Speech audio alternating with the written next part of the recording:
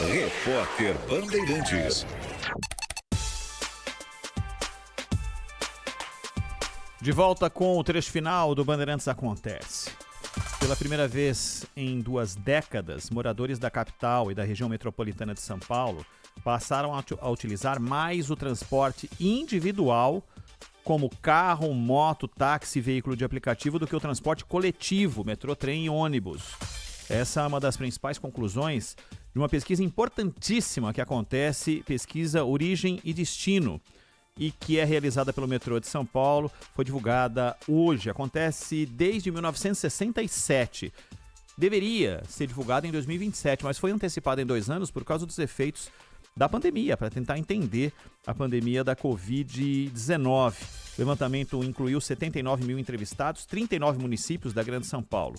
Uma das transformações captadas pelo estudo foi pela preferência do transporte individual em relação ao coletivo, 51,2 a 48,8. Esse cenário havia acontecido pela última vez apenas no levantamento de 2002.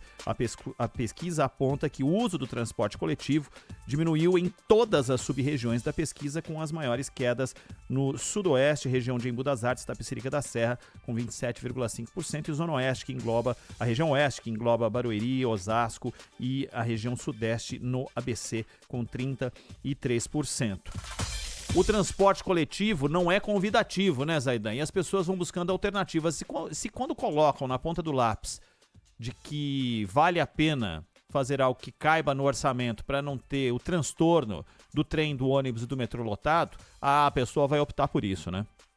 Claro, claro. E esses dados, esses números mostram que todo aquele discurso que atravessou as primeiras décadas aí deste século, aquele discurso de que não, o negócio é incrementar o transporte público, é torná-lo a grande opção, é só isso que pode diminuir o tráfego, tirar carros das ruas, transporte público bom, pontual, rápido, eficiente, limpo. Como não tem nada disso, então, e vão surgindo opções, né? Porque essas pesquisas, elas acontecem de 10 em 10 anos e tal. Você imagina o que tem de carro, de aplicativo a mais nas ruas, né? Desse fenômeno específico da moto, mas a moto também tem um peso no caso das entregas e tal. E o ideal é sempre você ter menos tráfego, menos veículos circulando. Mas com o transporte coletivo ruim, e mesmo o metrô de São Paulo, que já foi melhor, né? Mas ele é pequeno, vai crescendo e tal, mas ele é pequeno para o tamanho da cidade, para a necessidade da cidade, né? E mesmo o cruzamento de linhas é ineficiente, muitas vezes não é racional, mas de qualquer maneira eu espero que seja uma tendência reversível, né? Mas para isso é preciso investimento em transporte público, ônibus que o sujeito não tem de ficar 40 minutos esperando, na chuva, no sol. O ônibus, aí por isso vai sempre estar lotado, porque demora demais, então quando passa está lotado. E todos esses inconvenientes. O metrô na hora do pico, que é aquele negócio maluco, né? Um estouro de boiada ali, e a pessoa tenta ter a oportunidade de conseguir entrar no trem, e o tempo que leva. Em São Paulo, muitas vezes, o sujeito para ir de casa ao trabalho leva 1h30. Todo dia isso, todo dia isso. Se ele tem uma opção mais rápida e que cabe no bolso, ele vai escolher essa outra opção, né? É isso. E só para corroborar algo que eu sempre, há muito tempo, venho dizendo aqui, quando o microfone é aberto. As pessoas optaram em determinado momento da vida, fizeram uma conta e perceberam, e por isso o volume de viagens de moto aumentou de maneira tão flagrante, não só a das entregas, mas a do transporte individual, fizeram com que a pessoa, ao invés de gastar o dinheiro com a condução, passaram a gastar na prestação da moto.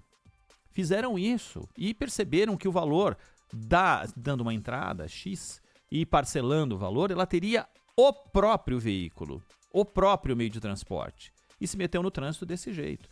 E só para corroborar, tiveram até alguns ouvintes que falaram, mas de onde você tirou essa ideia? Tirei da vivência, né? De muitos anos lidando com isso todos os dias e conversando com as pessoas. Muita gente foi para a moto porque não aguentava mais o transporte público e porque cabia no orçamento. Só que aí aconteceu um outro fenômeno que é o fenômeno da má preparação. O cara optou pela moto, foi para a rua, um ambiente absolutamente hostil em São Paulo, com as avenidas complicadíssimas para a circulação de moto. Hoje tem aí o advento da faixa azul, que é importante, né, para evitar acidentes, mas só que perto de uma cidade com 10 mil quilômetros de vias, a faixa azul pega um grão de areia, né, disso tudo. E então as periferias precisam de um trabalho muito maior. Mas um trabalho maior é fazer com que o motorista, o usuário de motocicleta vá para a rua com uma qualidade de transporte um pouquinho maior. E aí vem um outro agravante preocupante. Uma moto é roubada a cada 3 minutos na capital e na Grande São Paulo. Total de 500 por dia. O levantamento foi feito pelo jornalismo da Band com base nos dados da Secretaria de Segurança Pública.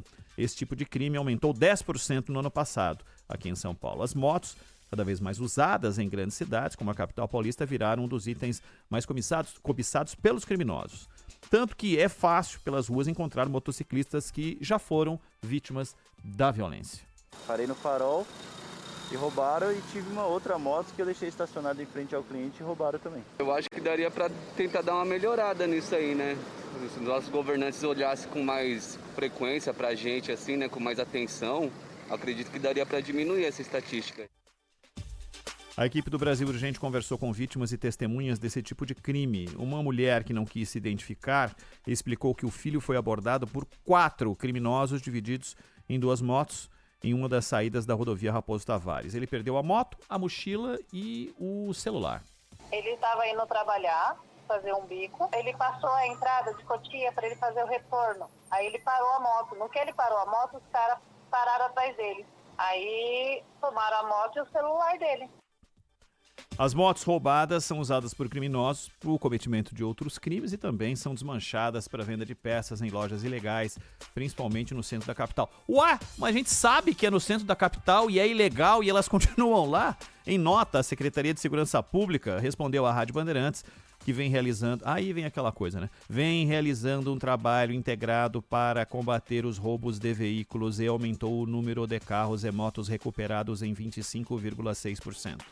Além disso, que o policiamento ostensivo e preventivo foi reforçado pela Polícia Militar, assim como as ações investigativas da Polícia Civil nos locais de maior incidência criminal. As pessoas querem consumir moto, mas ficam com um volume maior de motos nas ruas, né? A criminalidade vai atrás. A questão é criar formas disso ser minimizado, porque sabe onde essas peças são vendidas, viu, Zaidan? Todo mundo sabe. Não vou dar aqui nem a rua, mas é ali no centro, pertinho da Rio Branco, todo mundo sabe. Pois é, Ronald, as respostas das prefeituras, dos governos estaduais, elas são sempre autoelogiosas, né? Estamos fazendo isso, fazemos aquilo, fizemos aquilo, conseguimos diminuir em tantos por cento, mas na verdade a realidade é implacável, né?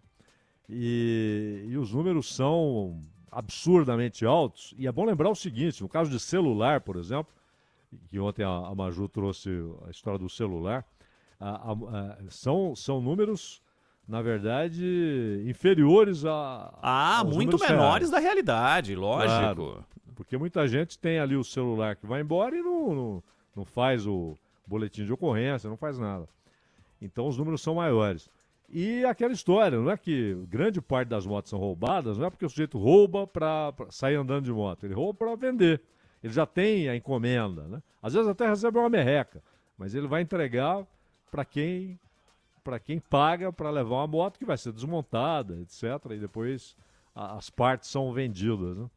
E no Rio de Janeiro, por exemplo, houve uma ordem do Comando Vermelho e para roubo de carros.